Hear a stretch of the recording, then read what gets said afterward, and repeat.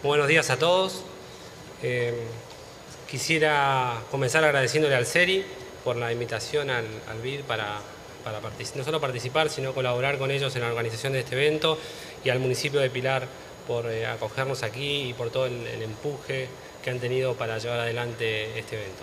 Yo dividí mi presentación en dos partes.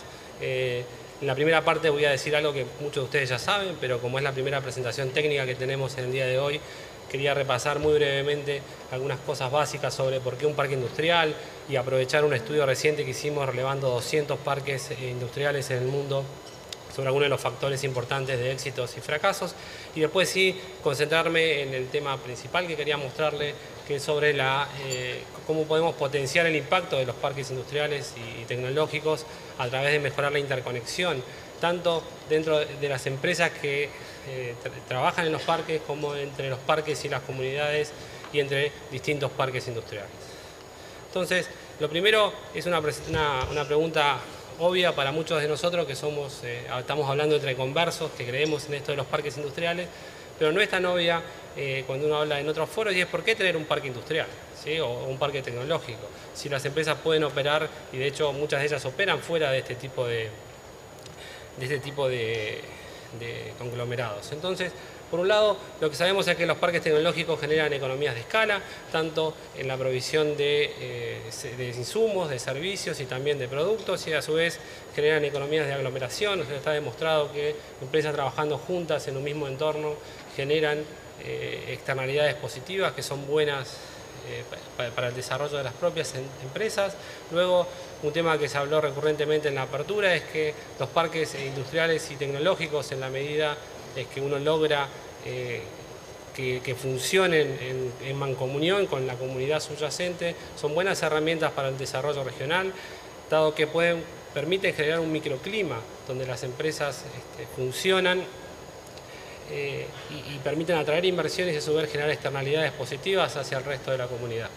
Reducen tiempos de costos e instalaciones, eso es algo que todos conocemos. Generan beneficios desde el punto de vista de la planificación espacial y urbana. Esto ha llevado a que en muchos países los parques industriales no hayan sido parte de una política activa para atraer inversiones y desarrollar una región, sino que han sido parte de una política más bien reactiva para hacer un ordenamiento urbano de la producción industrial, como es el caso típico de Chile. Luego permiten una mayor y mejor difusión del conocimiento, y esto está tal vez más emparentado con lo que son los parques científicos tecnológicos. Y por último, algo que se está utilizando mucho en distintos parques industriales, sobre todo en Asia, es que le permite a uno generar experimentos de gestión. O sea, uno puede tener dentro de un parque un ambiente controlado donde puede tratar de ver cómo funcionan empresas bajo otras reglas de funcionamiento. Bien, esto es tratar de resumir en una página un estudio enorme que hemos hecho, pero que está a disposición de todos ustedes, que es dar de ver por qué los parques científicos tecnológicos y los parques industriales, cuáles son los factores de éxito y de fracaso que se identifica cuando, como les decía antes, hicimos una muestra de más de 200 parques. En primer lugar, hay que tener claro que son animales distintos, ¿sí? Los parques industriales y los que son parques científicos y tecnológicos, y en el medio hay un montón de combinaciones que se pueden hacer, desde parques que tienen incubadoras de empresas, parques que están más enfocados en parques de negocios, zonas francas, etc.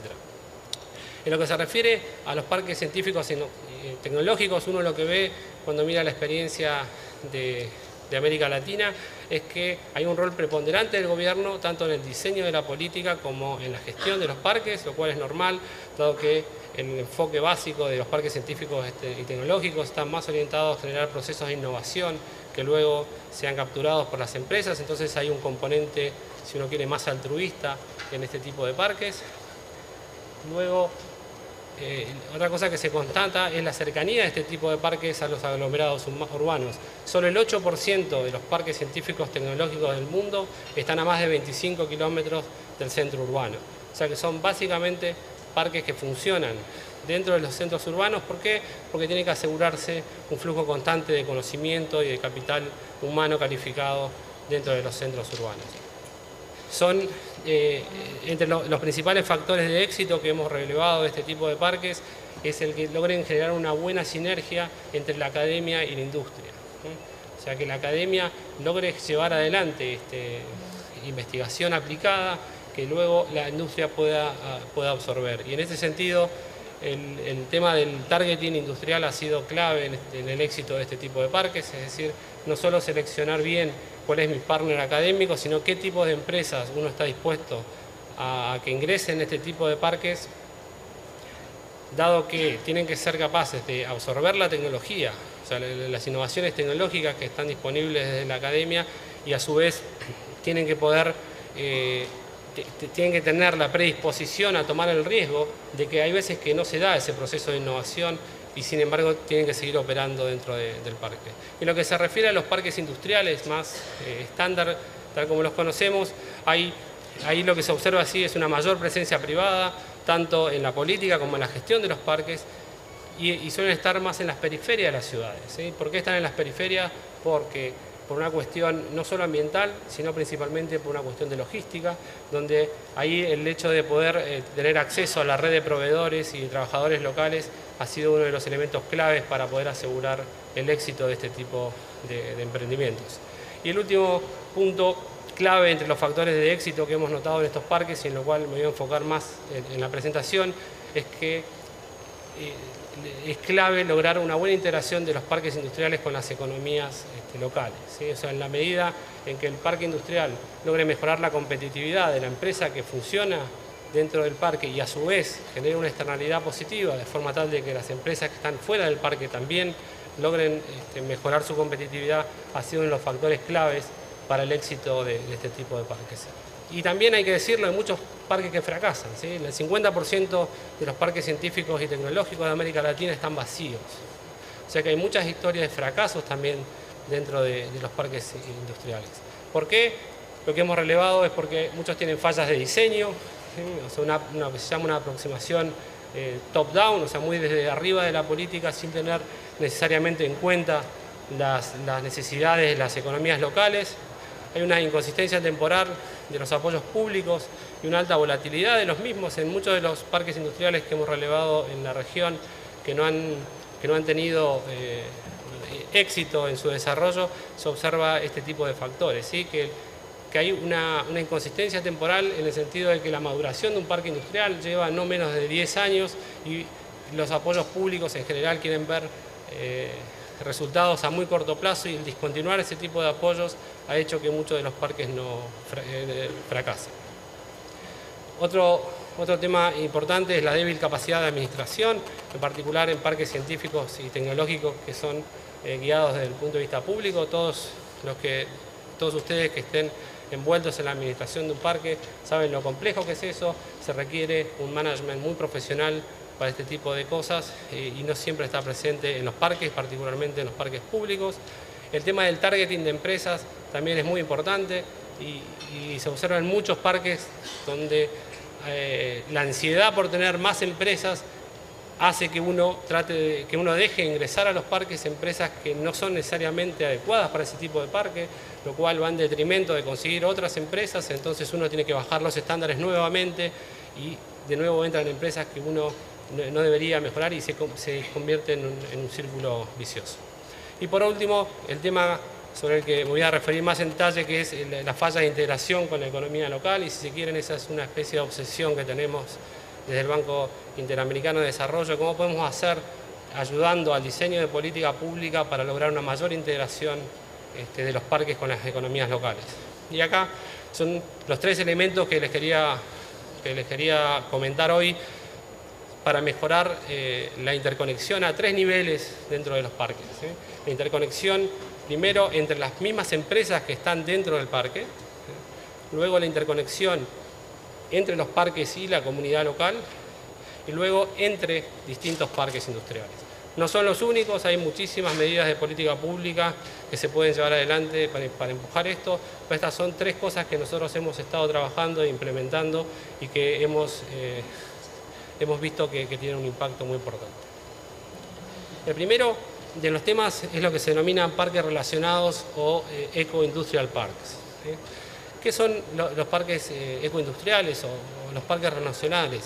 Básicamente, un parque de estas características es una comunidad de empresas, ya sea de manufacturas o de servicios, que se localizan en una propiedad común y que están integradas, ¿sí? Pero no están integradas no solo porque comparten una infraestructura común o ciertos servicios comunes, sino que están integradas a través de los insumos y las materias primas que consumen, los servicios que requieren y a veces a través de los productos y los desechos. O sea que la comunidad lo que hace es tener empresas que están relacionadas tanto por productos como por insumos como por desechos. Déjenme mostrarles muy esquemática y mente, es muy sencillo el concepto, ¿sí? La idea es que uno tiene para poder, o sea, el proceso productivo de una forma de nuevo súper sencilla, uno podría decir que usa materias primas, energía y trabajo en una empresa y con eso lo que hace es producir algún tipo de bien o servicio y desechos. El concepto básicamente lo que dice es que ahí está. Lo que dice es que esos productos y esos desechos se pueden transformar en energía o materia prima para otro proceso productivo. Entonces, el esfuerzo desde el diseño del parque está en lograr generar esas interconexiones. Se entiende más fácil con un ejemplo. Este es uno de los primeros parques relacionados o eco-industrial parks, es el parque de Kalundborg en Dinamarca, donde es un parque que tiene dos empresas anclas, una termoeléctrica de carbón y una refinería de petróleo. Eran las dos empresas que primero empezaron a funcionar en el parque y luego se fueron colocando todas las empresas que ven alrededor. Lo primero que se veía es que la termoeléctrica de carbón, uno de los principales subproductos que tenía era vapor. Entonces lo que se hizo fue utilizar ese vapor que antes se desperdiciaba, interconectarlo con la refinería de petróleo, o sea que hoy alimenta la refinería de petróleo, alimenta una planta farmacéutica, una piscifactoría y tal vez lo más interesante de esto es que hay un sistema en el cual el vapor que sale de la refinería de petróleo le da calefacción a 5.000 casas de la ciudad que están lindantes al parque. A su vez la refinería de petróleo producía gas, ese gas se utiliza en una fábrica de perforadores de yeso y una termoeléctrica de carbón. La refinería tenía como desechos el azufre que se utiliza en una fábrica de ácido sulfúrico. La termoeléctrica de carbón entre sus desechos tenía yeso y eso lo que se hace es que se utiliza en la fábrica de perforadores de yeso y en una planta farmacéutica. Las cenizas se utilizan en la fábrica de cemento, etcétera, etcétera. Entonces, básicamente lo que dice esto es que uno puede utilizar tanto los productos como los desechos, ¿sí?, en otro tipo de empresas que estén localizados dentro del mismo parque y el parque le da un ambiente controlado para poder hacer eso. Este es el parque de Kalundborg. Lo que ven ahí es la refinería de petróleo. Acá están las casas que se calientan a través del sistema de vapor y acá tienen toda la parte de las granjas colindantes. O sea que es una comunidad integrada que está integrada de nuevo por los productos y por los desechos que se producen. ¿Y por qué? Bueno, y esto genera beneficios en términos de reducción de consumo de petróleo, carbón, etc. Una cuestión importante es que este parque necesitó una inversión extra, lo cual es obvio, porque hacer todas las relaciones tiene una inversión en infraestructura adicional, pero esto tuvo un ahorro global de más de 120 millones de dólares por año en los 18 años que lleva de operación. Bien, este tipo de iniciativas tiene desafíos, no es algo sencillo, somos conscientes de eso. Hay desafíos asociados a la interdependencia, hay que administrar más costos de transacción entre todas las empresas, hay que fijar reglas claras de entrada y sobre todo de salida, ¿sí?, porque no solo hay que tener claro cuando entran las empresas, sino también hay que poner una regla clara para cuando sale la empresa, ¿sí?, porque si saliera la refinería de petróleo de ahí, directamente el parque no puede funcionar. Hay cuestiones de confidencialidad, se necesita un fuerte esfuerzo de planificación y sobre todo este tema de la intertemporalidad, ¿no? ¿Por qué? Porque estos parques requieren una inversión muy grande al principio y los retornos son más alejados en el tiempo, entonces hay que estar dispuesto a tomar ese riesgo. Pero creemos que es importante, ¿por qué? Porque hay beneficios tangibles que traen este tipo de iniciativas. Beneficios monetarios asociados a la reducción de costos, al manejo eficiente de recursos. Una cuestión muy importante es los beneficios reputacionales, como decía hoy el gobernador y varios de los expositores. hoy por hoy lo que más nos están exigiendo es tener empresas ambientalmente amigables, con energías sustentables, o sea que tener un parque de estas características tiene un efecto reputacional y de marketing muy importante. Los beneficios ambientales son obvios y también un conjunto de beneficios sociales asociados a este tipo de emprendimientos. Las otras dos cosas que les quería comentar, una es, como les decía, este tipo de iniciativas de parques ecoindustriales se refiere más a mejorar la interconexión de las empresas dentro del parque, y otra iniciativa es cómo mejorar la conexión de los parques con la comunidad. Y aquí está el tema de los programas de Finishing Schools. Claramente es muy bueno tener universidades dentro de los parques, generar un buen mecanismo de capacitación a través de capacitación local, pero lo que hemos notado es que hay muchas veces donde el gap que hay entre las capacidades que demanda la empresa y lo que ofrece el sistema educativo es muy grande. Entonces hemos implementado estos programas de Finishing Schools, que son programas que están muy enfocados en mejorar la empleabilidad de la población que está lindante al parque. Son programas que ofrecen capacidades complementarias a la educación formal. Esto no sustituye la educación formal, sino que trata de mejorar la empleabilidad de la gente en cuestiones técnicas específicas que se requieran, donde el centro de estos programas son las empresas. Así que acá no hay una entidad que capacita gente que cree que esas capacidades es la que necesita la empresa, sino que es la propia empresa la que nos dice qué es lo que necesita, ¿sí? Qué tipo de capacidades tiene, es la que diseña el programa, y luego a través de estos programas de Finishing Schools lo que se hace es financiar ese tipo de programas. El esquema es muy sencillo, uno tiene una empresa y un estudiante en cada punta, y estos programas de Finishing Schools, en primer lugar se hace un llamado. Estas son las empresas las que diseñan estos programas educativos. El programa lo que hace es financiar a fondo perdido, o sea, subsidiar el programa de capacitación, en algunos casos hasta un 70% del programa. Los estudiantes tienen que pagar una matrícula, aunque sea simbólica, pero es lo que más asegura la apropiabilidad del estudiante respecto a los cursos. Y la empresa da un cofinanciamiento que en general es en especie, porque son los que brindan el programa de capacitación. Y luego les aseguran una pasantía. Estos programas los estamos implementando en Colombia, en Uruguay, en Trinidad y Tobago, y en todos el nivel de empleabilidad que se genera es muy grande. Y el último punto sobre el que quería hablarles era sobre el tema de inversión, reinversión y lo que se denomina el moving up en la cadena de valor, es decir, cómo podemos hacer que los parques sean un buen instrumento, no solo para atraer inversiones, sino para que las empresas, una vez que llegan, reinviertan, y luego para que reinviertan en cosas que son de más valor agregado. Y ahí la idea básica es que la velocidad y la previsibilidad que puedan ofrecer los parques industriales son factores diferenciales sumamente relevantes hoy por hoy para atraer inversiones y para favorecer la reinversión. Entonces hay tres cuestiones básicas que se pueden ofrecer. Una es promover la infraestructura ready to use, o sea, lista para funcionar. Esto quiere decir que no solo tener la infraestructura básica del parque, la caminería, iluminación, servicios, etcétera, sino tener el edificio completo, donde en principio una empresa podría instalarse ahí. Ahora les voy a mostrar algún ejemplo de cómo funciona eso. Luego, asegurar espacios de reinversión, es decir, que una vez que la empresa invierte en un parque, asegurarle que va a tener un espacio durante una determinada cantidad de años para expandirse y que no lo voy a ocupar con otra empresa. Y por último, la idea de tener una oferta de parques industriales que funcione.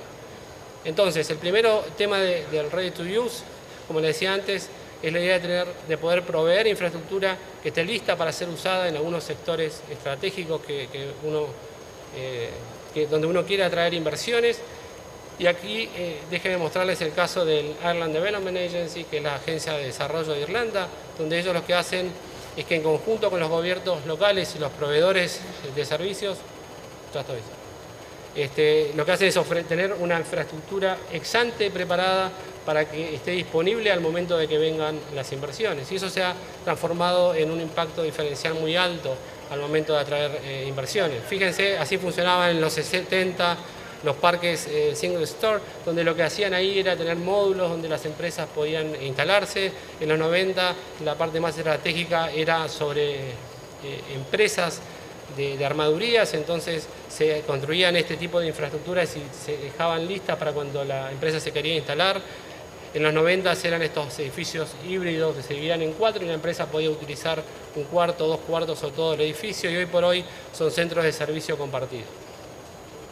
El segundo está asociado a los espacios de reinversión, que básicamente lo que hace el IDA es decirles, bueno, ustedes se instalan en este parque, como ustedes tienen una inversión que es muy estratégica para mí y ustedes tienen un plan de expansión, yo les aseguro que durante 10 años van a tener el espacio disponible para poder hacer esa reinversión, y si quieren más espacio de que les estoy ofreciendo, lo pueden hacer con un fee. Y fíjense, muy rápido les cuento el caso de la planta de Pfizer en Dublín, una inversión de $2 billones, donde esto que ven ahí, esa parte de ahí fue la inversión inicial, y lo que hizo el IDA es asegurarle todo este espacio durante 10 años. Entonces, eso fue el detonante para que decidieran invertir ahí, que tuvieron un altísimo plan de expansión. Y ese plan de expansión ha hecho que la reinversión sea 5 veces mayor que la inversión actual. Bien, voy a pasar esto para no... muy pasado de tiempo, y solamente déjenme decirle algunos comentarios finales. Los parques industriales y tecnológicos claramente pueden tener un gran impacto sobre el desarrollo local, pero como ustedes saben, esto no es automático, ¿sí? No son la solución y la panacea a todos los problemas, pero sí son una herramienta que ha demostrado ser sumamente útil en la medida en que uno lo haga siguiendo ciertas normas internacionales, con un buen management y con un buen mecanismo de liderazgo.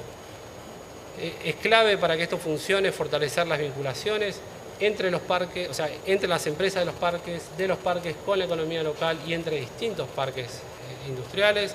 Y para esto creemos que es sumamente relevante no solo tener buenos parques, sino tener una buena política de parques industriales. ¿Esto qué quiere decir? Que hoy por hoy los procesos de producción se están deslocalizando, o sea, se están haciendo distintos procesos de producción en distintos lugares, y en la medida que uno tenga una buena política de parques industriales donde pueda ofrecer distintas locaciones, va a ser mucho más fácil atraer inversiones y hacer el moving up ese en la cadena de valor. Y por último, los cambios tecnológicos y de mercado hoy están modificando la forma de producción y de comercialización a pasos agigantados, por lo cual hay que tener claro que los parques industriales tienen que adaptarse a ese cambio, y en ese sentido creo que eventos como este generan una buena herramienta para ayudar a esa adaptación al cambio. Gracias.